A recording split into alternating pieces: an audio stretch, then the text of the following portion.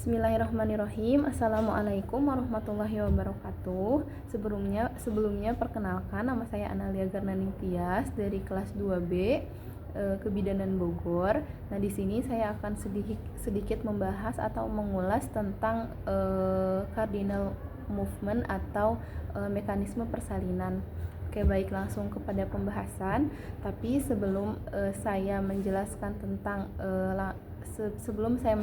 tentang tahapan persalinan, saya akan sedikit mengulas mengenai bidang Hodge.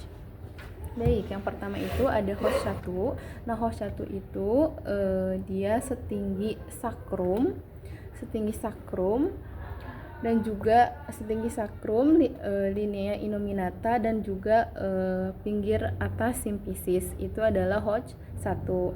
Lalu yang selanjutnya itu ada Hodge 2. Nah, Hodge 2 ini sejajar dengan Hodge 1 atau setinggi sakrum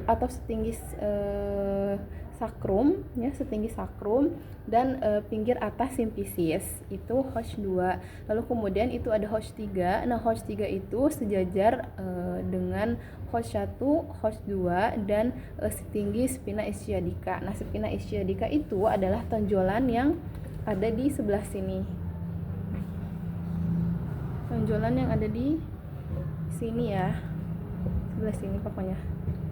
Nih, itu adalah Hodge 3. Nah, yang selanjutnya itu ada Hodge 4. Nah, Hodge 4 itu sejajar dengan Hodge 1, Hodge 2 dan Hodge 3 atau setinggi koksigis seperti ini ya.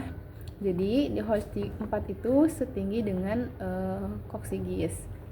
Baik, yang selanjutnya saya akan melanjutkan mekanisme persalinan ya. Jadi apa itu mekanisme persalinan? Nah, mekanisme persalinan itu adalah serangkaian perubahan posisi yang dilakukan oleh janin pada saat melalui janin lahir saat proses persalinan seperti itu.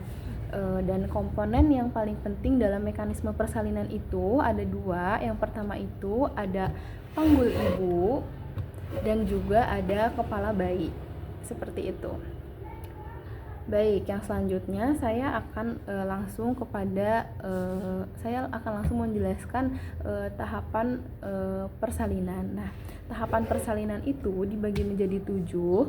Nah, yang pertama itu ada engagement, ada descent atau penurunan, ada fleksi, lalu kemudian ada putaran paksi dalam, lalu ada ekstensi, ada putaran paksi luar, dan juga ada ekspulsi. Nah, tapi di 7 tahapan persalinan ini ada beberapa tahapan yang memang dia terjadi hampir berbarengan seperti itu. Nah, yang pertama itu ada descent atau penurunan, yang mana kepala bayi itu sudah mulai turun ke pintu atas panggul ya. Sudah mulai turun ke pintu atas panggul seperti ini dalam posisi yang melintang. Kenapa kepala bayi pada saat turun ke pintu atas panggul itu posisinya melintang? Karena bagian terluas dari pintu atas panggul itu adalah transverse atau melintang gitu, seperti itu. Jadi kepala bayi itu atau kepala janin itu menyesuaikan jalan lahirnya seperti itu. Nah, pada saat dia sudah penurunan ya, sudah descent gitu, lalu kemudian secara berbarengan juga dia melakukan yang namanya fleksi. Nah, jadi si dagunya ini ya, dagunya dia itu menekuk secara perlahan ke arah dada seperti itu, menekuk secara perlahan ke arah dada. Lalu pada saat dia sudah sampai kepada Hodge 3 atau yang saya tadi sudah sebutkan sudah sejajar dengan spina ischiadica, itu kan ada tonjolan ya di situ. Nah, maka kepala bayi diikat di situ gitu, sudah di situ saklek gitu ya, sudah tidak bisa kemana-mana lagi seperti itu. Nah, itu disebut atau kita sebut dengan engagement gitu, yang mana bisa disebut engagement ketika kepala bayi itu sudah masuk ke bidang ke Hodge 3 seperti itu. Baik, nah yang selanjutnya ketika sudah engagement, maka kepala bayi akan melakukan yang namanya putaran paksi dalam. Kenapa seperti itu? Kenapa harus melakukan putaran paksi dalam? Karena tadi kan posisi janinnya masih melintang seperti ini ya. Nah, sedangkan ketika sudah masuk ke spina ischiadica atau di Hosh 3, itu bagian terluasnya itu adalah anterior posterior seperti itu ya. Jadi dia makanya ada yang namanya putaran paksi dalam gitu. Nah, jadi dia memutar ya.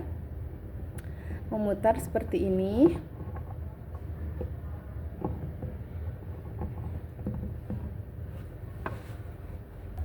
Lalu yang selanjutnya dia melakukan putaran paksi dalam. Nah, seperti ini. Jadi, dia kan posisinya nih masih melintang seperti ini. Nah, dia melakukan putaran paksi seperti ini. Nah, jadi ubun-ubun kecilnya itu anterior atau ada di depan seperti itu.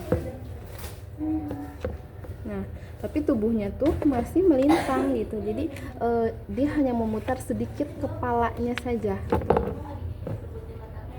Memutar sedikit kepalanya saja seperti itu. Nah, yang selanjutnya maka terjadilah ekstensi gitu, atau dia akan menyesuaikan kurva jalan lahir gitu, karena nanti dia akan sedikit menanjak gitu. Maka turunlah seperti ini. Seperti ini ekstensi, yang mana yang pertama kali keluar itu adalah ubun-ubun kecil, ubun-ubun besar, lalu kemudian dahi, kepala ya, kepala, dahi, dahi, mata, lalu kemudian hidung, mulut, dan juga dagu seperti ini. Nah, setelah seperti ini dia akan melakukan yang namanya putaran paksi luar. Nah, putaran paksi luar ini yang tadinya kepala bayi atau wajah bayi itu menghadap ke bawah, dia akan berputar ke arah paha ibu. Nah, bisa ke kiri atau bisa ke kanan gitu, tergantung di mana punggungnya seperti itu. Misalkan kita putarkan ke sebelah kanan ya, seperti ini. Nah, seperti ini. Nah, seperti ini, maka lahirlah seluruh tubuh dari janin atau yang disebut dengan ekspulsi seperti itu, atau pengeluaran tubuh janin seluruhnya seperti itu. Baik, mungkin cukup sekian penjelasan yang bisa saya sampaikan. Kurang lebihnya mohon maaf. Wassalamualaikum warahmatullahi wabarakatuh.